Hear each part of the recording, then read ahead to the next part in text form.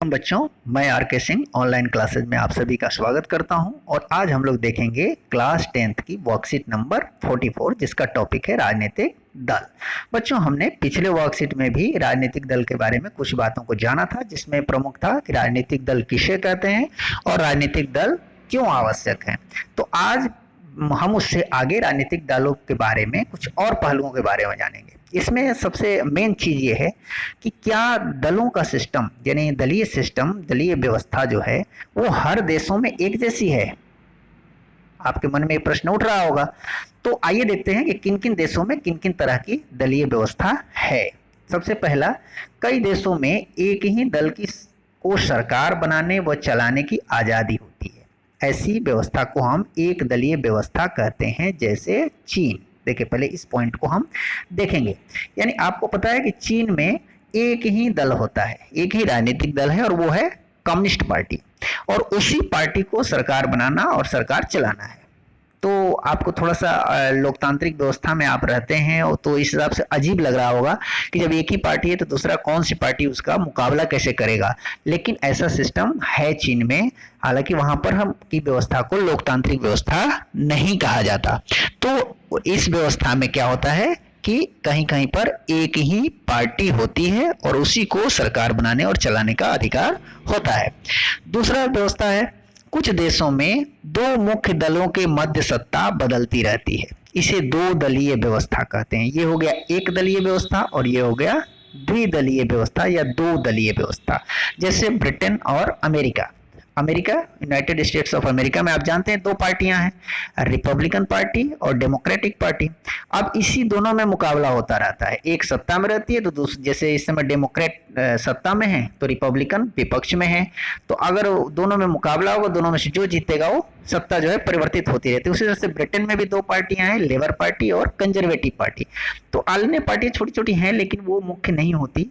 तो इन मुख्य दो मुकाबला जो है दो मुख्य पार्टियों में ही होता है, तो इसको कहते हैं द्विदलीय व्यवस्था। ठीक है। अब तीसरा सिस्टम है, जब अनेक दलों का सत्ता में आने का ठीक ठाक अवसर हो तो उसे बहुदलीय व्यवस्था कहते हैं। जैसे भारत में आप देखते होंगे, हमारे देश में बहुत सारे पार्टी हैं, राजनीतिक दल हैं, और कई बार इन पार्टियों में बहुत छोटी छोटी पार्टियों को भी कई बार बड़े बनने और उनको आगे आकर के सत्ता प्राप्त करने का मौका मिलता है। तो जब ये सभी पार्टियों यानी जो छोटी छोटी बहुत सारे दो से ज्यादा पार्टियों को सत्ता में आने का मौका हो और वो स्वच्छ प्रतिस्पर्धा कर रही हो, तो ऐसी व्यवस्था को हम बहुदलीय व्यवस्था कहते हैं। भारत इसका एक बहुत अच्छा उदाहरण है। अब देखते हैं कि हमारे देश में बहुदलीय व्यवस्था है तो क्या सारे दल एक जैसे हैं? नहीं, ऐसा इसका उत्तर नहीं होगा, क्योंकि सारे दल एक जैसे हैं। रजिस्ट्रेशन सबका चुनाव आयोग के समक्ष होता है और उनको मान्यता मिलती है, लेकिन परफॉर्मेंस के आधार पर उनका कैटेगराइजेशन भी किया जाता है।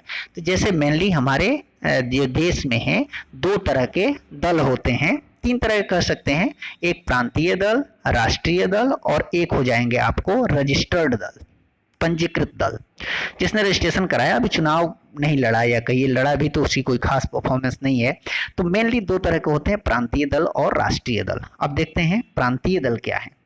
जब कोई दल, यहाँ देखेंगे, जब कोई दल राज्य विधानसभा में यानी किसी भी राज्य से, उत्तर प्रदेश, पंजाब, हरियाणा, बिहार, किसी भी राज्य की विधानसभा में चुनाव लड़ता है और पड़े हुए कुल मतों का 6% यानी 6% वोट प्राप्त करता है या उससे ज्यादा, कम से कम 6% वोट उसको मिलना चाहिए, जितना वोट लोगों ने डाला उससे अधिक हासिल करती है और कम से कम 2 सीट पर जीत हासिल करती है, तो उसे उस राज्य का राजनीतिक दल के रूप में मान्यता मिलती है।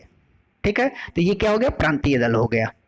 ठीक है, जैसे आम आदमी पार्टी दिल्ली में, आप समझ रहे होंगे, लोक जनशक्ति पार्टी बिहार में 6% से अधिक वोट हासिल करती है पिछले चुनाव में और उसने 2 से अधिक सीट जीता था, इसलिए बिहार की ये क्षेत्रीय यानी प्रांतीय दल है। जनता दल यूनाइटेड, जिसकी बिहार में भी सरकार भी है, शिवसेना जिसकी महाराष्ट्र में इस समय सरकार है। तो ये सारी पार्टियां क्या हैं? प्रांतीय दल हैं। ठीक है, आइए दूसरा देखते हैं अब, राष्ट्रीय दल। अगर कोई दल लोकसभा चुनाव में, लोकसभा चुनाव पूरे देश में होता है, राष्ट्र स्तर पे होता है, ठीक है, पड़े कुल वोट का अथवा 4 राज्यों में विधानसभा चुनाव में पड़े कुल वोटों का। देखिए, अगर लोकसभा चुनाव में कितने कुल वोटों का 4%, कुल वोटों का 6%, या राज्य के विधान किसी 4 राज्य, मान लो जैसे वो 1 2 3 4 बिहार, पंजाब, उत्तर प्रदेश, दिल्ली, ये 4 राज्य मान लो किसी पार्टी ने 6% वोट हासिल कर लिया, ठीक है, और लोकसभा में कम से कम 4 सीट जीत गई तो वो राष्ट्रीय दल हो जाएगी। या लोकसभा के चुनाव में पूरे देश में जो हुआ है जितना वोट पड़ा उसका 6% उसको वोट मिल जाए और लोकसभा की 4 सीट जीत जाए कम से कम, तो उसको राष्ट्रीय दल के रूप में मान्यता मिल जाती है। देखिए, राष्ट्रीय दल के रूप में मान्यता मिलने के लिए 2 कंडीशन है। एक, लोकसभा का जो आम चुनाव है उसमें 6% वोट मिले और 4 सीटें मिले, या विधानसभा की जो राज्यों की होती है उसमें 4 विधानसभाओं में 6% वोट मिले, यानी 4 विधानसभा में वो प्रांतीय दल हो और लोकसभा चुनाव में उसको 4 सीट मिले तो वो राष्ट्रीय दल के रूप में मान्यता मिल जाती है। जैसे भारतीय जनता पार्टी, कांग्रेस इत्यादि बहुत सारी पार्टियां, 5-6 पार्टियां हैं जो राष्ट्रीय दल के रूप में पंजीकृत हैं। तो आइए देखते हैं नीचे भारत के प्रमुख राष्ट्रीय दल कौन कौन से हैं उनके बारे में जानते हैं। जैसे पहला लिखा है भारतीय राष्ट्रीय कांग्रेस, इसका निशान आप जानते हैं, ये हाथ का पंजा। इसकी स्थापना 1885 ईस्वी में हुई थी। मध्य मार्गीय, इसका देखो विचारधारा क्या है यहाँ दिया हुआ, मध्य मार्गीय, धर्मनिरपेक्षता, लोक कमजोर एवं अल्पसंख्यक समुदाय के हितों की रक्षा इत्यादि, ठीक है। इस समय जो पिछला चुनाव हुआ था 2019 में लोकसभा में, इसको 52 सीटें हासिल हुई थी। दूसरी पार्टी है भारतीय जनता पार्टी, जिसका निशान है कमल का फूल। इसकी स्थापना 1980 ईस्वी में हुई थी। इसकी जो विचारधारा, प्राचीन संस्कृति से प्रेरणा लेकर मजबूत और आधुनिक भारत बनाना, प्राक सांस्कृतिक राष्ट्रवाद, धर्मनिरपेक्षता, समान नागरिक संहिता इत्यादि। वर्तमान में लोकसभा में इसके 303 सदस्य चुने गए हैं 2019 में।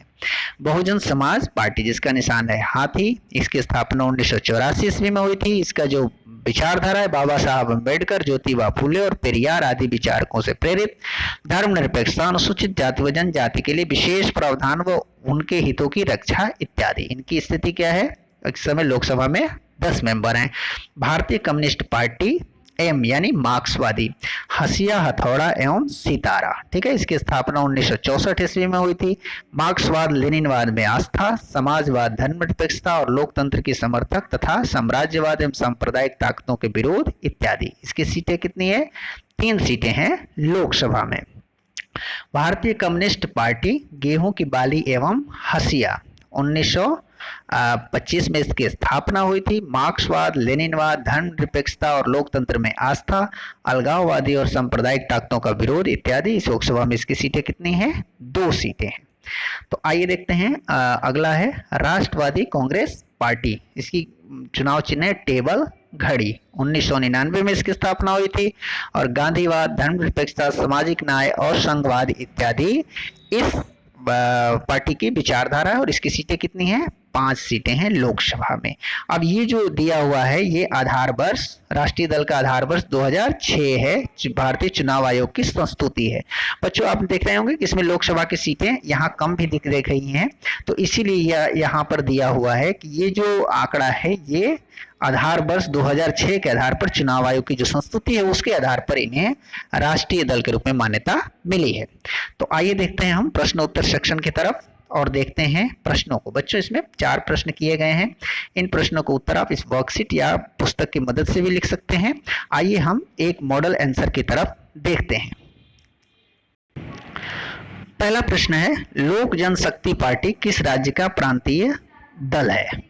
लोक जनशक्ति पार्टी, जिसके नेता श्रीमान रामविलास पासवान प्रमुख लीडर थे, जिनका अभी हाल ही में देहांत हो गया है, तो अभी उनके पुत्र चिराग पासवान इसके लीडर हैं। तो यह है लोक जनशक्ति पार्टी, बिहार राज्य का एक प्रांतीय दल है, ठीक है। दूसरा, भारतीय राष्ट्रीय कांग्रेस पर एक संक्षिप्त नोट लिखिए। इसमें आप कुछ और भी इस पार्टी के बारे में कुछ और भी लिखना चाहते हैं तो वो भी लिख सकते हैं। हमने कुछ चीजें लिखी हैं। भारतीय राष्ट्रीय कांग्रेस की स्थापना यहाँ ये गलत प्रिंट हो गया है, ये है 1885 से आप ठीक कर लेंगे, ठीक है। ये ये 1985 गलत लिख गया है और यह है 1885 ईस्वी में एवो ह्यूम द्वारा किया गया था। स्वतंत्रता आंदोलन में इसका महत्वपूर्ण योगदान था। इसके विचारधारा के मुख्य तत्व मध्यम मार्ग, धर्मनिरपेक्षता, कमजोर एवं अल्पसंख्यक समुदाय के हितों की रक्षा आदि है। देश की सत्ता पर लंबे समय तक इस पार्टी का अधिकार रहा है। ठीक है, वर्तमान में केंद्र में यह मुख्य विपक्षी पार्टी है। आइए देखते हैं नेक्स्ट प्रश्न। तीसरा प्रश्न है, भारतीय जनता पार्टी पर एक संक्षिप्त नोट लिखिए। ठीक है, भारतीय जनता पार्टी की स्थापना 1980 ईस्वी में जनसंघ के रूप में हुई थी। इसके विचारधारा के मुख्य तत्व प्राचीन भारतीय संस्कृति से प्रेरणा लेकर मजबूत और आधुनिक भारत बनाना, सांस्कृतिक राष्ट्रवाद, धर्मनिरपेक्षता, समान नागरिक संहिता आदि है। वर्तमान में इस समय श्री नरेंद्र मोदी के नेतृत्व में इसी पार्टी की सरकार है, केंद्र में है ना। ठीक, ये भी जानते ही हैं आप लोग। चौथा प्रश्न है, कर्नाटक, आंध्र प्रदेश, तमिलनाडु, उत्तर प्रदेश तथा पश्चिम बंगाल के एक एक प्रांतीय दल को पता कीजिए और लिखिए। आप इन राज्यों में कुछ और भी प्रांतीय दल हैं, उनके भी नाम आप लिख सकते हैं। एक एक लिखा हुआ है यहाँ पे। कर्नाटक में जनता दल सेक्युलर, ठीक है, जिसके नेता हैं श्रीमान एच.डी. देवेगौड़ा जी, तो ये कर्नाटक का प्रमुख प्रांतीय दल है। आंध्र प्रदेश की तेलुगु देशम पार्टी, तमिलनाडु द्रविड़ मुनेत्र कड़गम, उत्तर प्रदेश में समाजवादी पार्टी, पश्चिम बंगाल में तृणमूल कांग्रेस पार्टी। तो इस तरह से इन प्रश्नों का उत्तर आप लिख सकते। बच्चों, इस वर्कशीट के लास्ट में आप देखेंगे कोविड के संदर्भ में उचित व्यवहार संबंधी एक संदेश दिया हुआ है। इसे पढ़ना है और इसे हमें व्यवहार में लाना है। कोविड-19 के विरुद्ध जंग में सुरक्षित रहने के लिए मास्क पहने।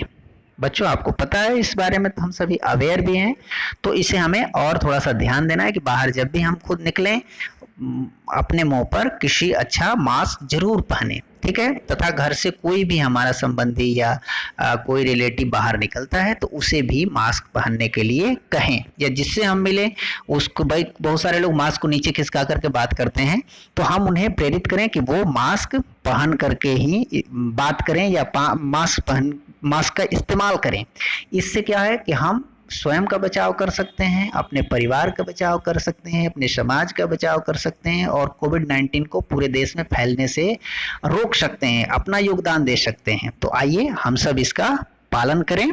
तो उम्मीद है आपको ये वर्कशीट अच्छी तरह से समझ में आ गई होगी। तो चलिए कॉपी कलम निकालिए और इस वर्कशीट को पूरा करके अपने सर जी को भेज दीजिए ताकि वो चेक कर सकें कि आपने कितना कुछ सीखा है। मिलते हैं अगली वर्कशीट में, तब तक के लिए घर पे रहें, स्वस्थ रहें, खुश रहें। धन्यवाद।